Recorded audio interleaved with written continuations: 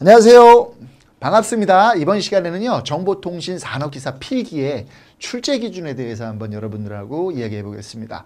문의가 많이 들어오십니다. 출제 기준이 뭐 변경됐냐? 뭐 이렇게 많이 문의가 들어오셔서 제가 변경된 부분에 대해서 설명을 드리고 아닌 부분에 대해서는 아니라고 제가 이렇게 설명을 드려서 어느 정도 시험 비중 문제가 나오는지를 같이 한번 이야기해 보도록 하겠습니다. 필기 출제 기준입니다. 이제 적용 기간은 2019년 1월 1일부터 2021년 12월 31일까지. 그 다음에 이제 우리가 직무 내용. 직무 내용은 이제 용어, 법령 용어, 현장 중심의 용어로 수정하고 업무 절차 순으로 직무 내용을 기술했다. 이 내용을 얘기하는 거죠.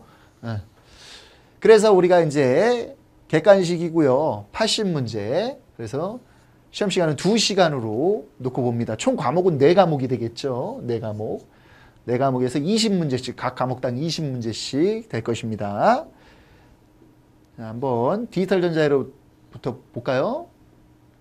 디지털 전자회로 및 전자계산기의 경우 통신 직무 종목, 무선설비 방송통신, 정보통신과 같이 공통과목은 현행을 유지한다. 그래서 디지털 전자회로와 전자계산기는 정보, 무선, 방송 전부 다 공통과목으로 인정을 한다. 그래서 우리가 이제 20문제고요. 전원회로, 정유회로, 평화회로, 전원 안정화회로. 그래서 정전압회로라고 얘기를 하죠. 여기서 2문제에서 3문제가 꼭 출제가 되지요. 그래서 뭐 정유회로의 개요, 종류 및 특성, 그죠? 평화회로, 개요, 종류 및 특성. 그 다음에 정전압회로, 개요, 종류 및 동작 원리. 이런 형식으로 해서 2-3문제가 출제가 되고요. 그 다음에 2번째 우리가 뭐가 있죠? 이제 증폭회로가 있죠. 증폭회로 보면 신호증폭회로, 계환증폭회로, 연산증폭회로, 전력증폭회로 이렇게 해서 우리가 한 3문제에서 4문제 정도 출제가 되죠. 뭐 증폭회로에서는 이제 우리가 계산 문제 같은 것들이 많이 한 문제씩 출제가 되죠. 계산, FET나 트랜지스터 증폭에 대한 계산 문제들, 바이어스 회로에 대해서도 전류 안정화냐, 전압 안정화냐, 뭐 전압 바이어스냐, 전류 바이어스냐, 뭐 이런 것들. 계환증폭 회로는 우리가 이제 뭐 많이 출제가 되지요. 이 문제도 한 문제 정도 여기서. 차동증폭기, 연산증폭기는 꼭 한 문제 이상 출제가 되고요. 전력증폭기도 A급이냐, B급이냐, C급이냐, AB급이냐에 따라서 어떤 내용들이 나와 있죠. 그 다음에 이제 발진회로. 개요, 그 다음에 발진회로의 종류 및 특성, 여기서도 한 문제 이상 꼭 출제가 되는 거죠. 바크하우젠의 원리, 발진회로, 삼소자 리액선스 이런 것들, 발진회로의 종류, 하틀레이 발진이냐, 콜피츠 발진이냐, 발진회로의 특성, 그래서 공식도 나올 수 있고요. 이렇게 해서 이제 발진회로에서 꼭 출제가 한 문제 이상 되고요. 그 다음에 이제 변복조 회로를 놓고 보면, 아날로그 변복조 회로와 디지털 변복조 회로 이렇게 해서 우리가 이제 한 문제 정도 출제가 되죠. 그래서 뭐 AM, FM, PM 이런 것들이 아날로그 변조에 대한 거고요. 그 다음에 뭐 디지털 변복조는 PCM, PNM 뭐 이런 것들, PPM, PWM 뭐 이런 것들을 얘기를 하는 거죠. 뭐 QAM 이런 것들이 있을 것이고요. 이렇게 해서 여기서 꼭 한 문제 이상 출제가 되고요. 펄스 회로, 펄스의 개요, 그다음에 펄스 발생 회로, 화형 정능 회로 해서 여기서 한 2문제 정도 출제가 되죠. 펄스의 개념, 특성, 멀티 바이브레이터와 슈미트 트리거 회로 꼭 한 문제 이상 출제가 되고요. 클리퍼, 슬라이서, 클램퍼 해가지고 요거의 특징에 대해서도 꼭 출제가 되는 것 중에 하나입니다. 그 다음에 우리가 논리회로와 응용회로에 대해서 나오죠. 그래서 논리회로와 응용회로 합쳐서 6문제에서 7문제가 출제가 되죠. 그래서 논리회로의 정보 부호화 및 복호화, 논리게이트 및 불함수, 논리게이트와 불대수 꼭 한 문제 이상 출제가 되죠. 플립플롭 회로에서도 종류와 구성 회로에서 꼭 한 문제 출제가 되고요. 개수회로, 동기식이냐 비동기식이냐 요거 물어보는 거. 요거 이제 요거에서 한 문제 이상 출제가 되고요. 조합회로에서 멀티플렉서냐, 디멀티플렉서냐, 인코더냐, 디코더냐 여기서 이제 한 문제.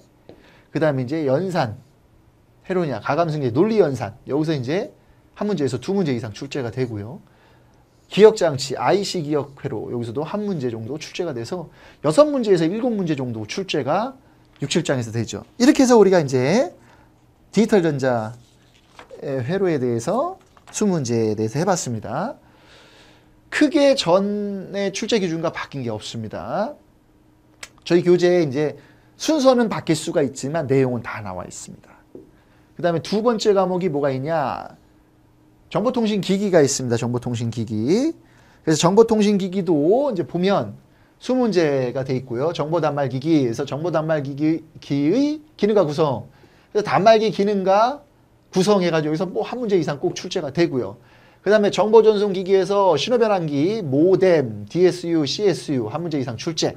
다중화기, 집중화기, 예, 한 문제 이상 출제. 네트워크 기기, 예. 요즘에 이제 보안 관련 장비에서 여기서 한 문제에서 2문제 이상 출제가 되지요. 랜, 장비, 라우터, 왑. 그죠? 이런 것들.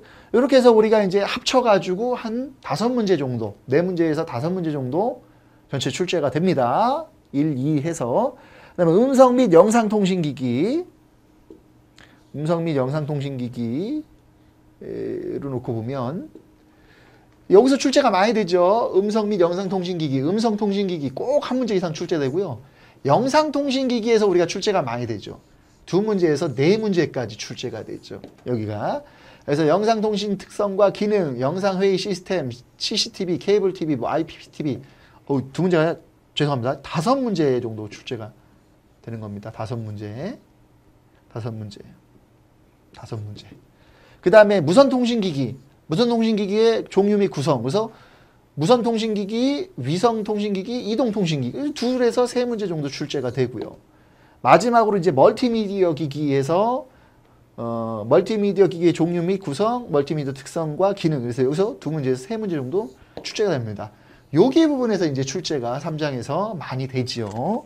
이렇게 해서 통신기기는 다 해봤고요. 세 번째 과목은 뭐죠? 정보전송 개론이죠. 정보전송 개론에 대해서 한번 나가보면 정보전송 개론은 자 신호 변환 방식해서 디지털 변환 방식과 우리가 다중화 및 다원 접속 방식 해서 이거 합쳐서 한 문제에서 2문제 정도 출제가 되죠. 그래서 뭐 항상 ASK, PSK, FSK, QM 등에 대해서 한 문제씩 나올만 하고요. 여기 이제 우리가 다중 접속 방식, 다원 접속 방식, 요즘에는 뭐 WDM, 파장 분할 방식과 OFDM 방식에 대해서 집중적으로 물어보죠. 3문제까지 나올 수 있겠습니다. 3문제. 그 다음에 이제 추가된 게 뭐가 있죠? 요거 소넷과 SDH에 대해서 추가됐죠. 광통신 다중화 전송계획 표준에 대한 기초지식 내용 추가. 한 문제 정도 충분히 나올 수 있는 파트입니다. 그래서 저거 좀 잘 알아두셔야 되고요. 이게 이제 없었는데 신설된 거죠. 신설된 내용이고요. 그 다음에 우리가 이제 알아두셔야 될 게 뭐가 있죠? 전송 매체. 그래서 유선 전송로와 무선 전송로 합쳐서 우리가 한 문제에서 2문제 정도 출제가 된다. 그래서 동선, STP나 UTP, 그 다음에 동축, 광케이블, 마이크로파, 밀리파. 그 다음에 이제 전송 방식. 세 번째, 그래서 비동기, 전송 방식은 비동기와 동기 신호 방식 데이터베이스 전송 방식 해서 우리가 이쪽에 합쳐서 한 3문제 정도에서 4문제 정도 출제가 될 수 있는 방식이죠. 여기서는 꼭 한 문제 이상 출제가 되죠. 비트나 문자냐. 그리고 이제 우리가 베이스냐 브로드밴드냐. 이거 꼭 한 문제 이상 출제가 되는 부분들입니다. 그 다음에 네 번째 뭐가 있죠? 프로토콜과 아키텍처에서 통신 프로토콜, 네트워크 아키텍처. 그래서 꼭 여기서 출제가 많이 되죠. 프로토콜에 대해서 꼭 한 문제 이상 출제가 되고 프로토콜 응용 서비스에 대해서도 꼭 한 문제 이상 출제가 되죠. OSI 표준 기준 모델, 계층별 기능 및 구성, 특성, 표준화기구. 2문제 정도 이상에서 3문제 꼭 출제가 되죠. 합쳐서 우리가 4문제에서 5문제 출제될 수 있는 구성 요소가 되죠. 그 다음에 이제 5번째 네트워크 방식 해가지고 나와 있죠. 네트워크 방식은 이제 네트워크 개요, 그 다음에 네트워크 주소 체계, 라우팅과 VLAN 해가지고 많이 나오는데 이제 뭐 기본 구성 요소나 네트워크 분류 여기서도 한 문제 정도. 근데 여기서 이제 요즘에 많이 나오는 게 이제 요거 서브넷 마스크와 IPv6, 4와 6, 뭐 IP 분류의 특성. 여기서 하나에서 2문제 정도 출제가 되고요. 라우팅의 개요에 대해서 한 문제 이상 출제가 되지요. 그 다음에 마지막으로 이제 전송 제어에서 전송 제어 형식과 절차, 전송 오류 제어. 그래서 우리가 이제 전송 제어의 흐름, 오류 검출, 여기서도 이제 한 2문제에서 3문제 정도 출제가 되죠. 이렇게 해서 우리가 정보 전송이 총 20문제로 구성이 되어 있죠. 네, 이렇게 보시면 여러분들이 이해하기가 편할 것 같습니다. 그리고 전자계산기 일반 및 정보설비 기준 해서 전자계산기 일반이 10문제, 정보설비 기준이 10문제씩 우리가 해서 20문제로 돼 있죠. 그래서 전자계산기 일반을 보니까 우리가 어떻게 돼 있다? 전자계산기의 일반의 컴퓨터 기본 구조와 기능, CPU, 기억장치, 뭐 중앙처리장치는 뭐 우리가 여러분 너무 잘 아시죠? 주기억장치, 뭐 제어장치, 연선장치 3대를 중앙처리장치라고 얘기하고 기억장치, 입출력장치, 기타 주변장치 한 문제 이상 꼭 출제가 되고요. 자료의 구성과 표현, 그래서 여기서 이제 2문제에서 3문제 산업기사에서는 나오죠. 수의 표현 및 변환, 연산, 자료의 구성, 자료 표현 방식, 자료의 구조. 그 다음 운영체제의 일반, 그래서 운영체제에 대해서 우리가 한 문제 이상 나오죠. 개념, 기능, 목적, 구성, 종류, 기법 해가지고 운영체제에 대해서 한 문제에서 2문제까지 나오죠. 네. 이런 형식으로 나올 것이고요. 그 다음에 이제 소프트웨어 일반 해가지고 나와 있죠. 소프트웨어 일반에서 우리가 이제 한 문제에서 2문제 정도 나올 것이고요. 나머지 이제 마이크로 프로세서의 구조와 기능에 대해서 뭐 많이 나오는데 여기서 이제 3문제에서 4문제까지도 총 출제가 될 수 있다. 개념, 기본 구성 및 기능, 종류 및 응용, 명령과 주소 주저 방식 무조건 나오죠. 인터럽트 무조건 나오죠. 여기서 한 문제씩. 그러니까 여러분들이 이런 것들을 좀 집중해서 공부를 해주시면 좋을 것 같습니다. 그렇게 해서 이렇게 해서 우리가 이제 전자계산기 일반 10문제가 나오고요. 마지막으로 이제 정보통신 설비 기준에서 이제 10문제가 나오죠. 정보통신 관장과 경영관리 이렇게 나와 있고요. 정보통신 설비 기준, 기술 기준, 그래서 기술 기준의 용어 정의, 기술 기준에 관한 사항, 접지 설비, 군의 통신 설비, 선로 설비 및 통신구 등에 대한 기술 기준 이렇게 해서 이제 우리가 3문제 정도 출제가 되죠. 여기서는 그 다음에 이제 지능형 홈 네트워크 설치 및 기술 기준 여기 한 문제 꼭 출제가 되고요. 네.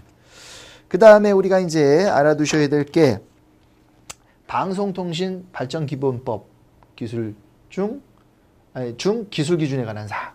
뭐 요것도 이제 출제될 수가 있죠. 전체 해가지고 4문제에서 5문제 쪽이 출제가 됩니다. 예. 그 다음에 이제 여기까지 봐야 되겠죠. 예. 각 법령 CCTV 설치 및 운영에 관한 기준.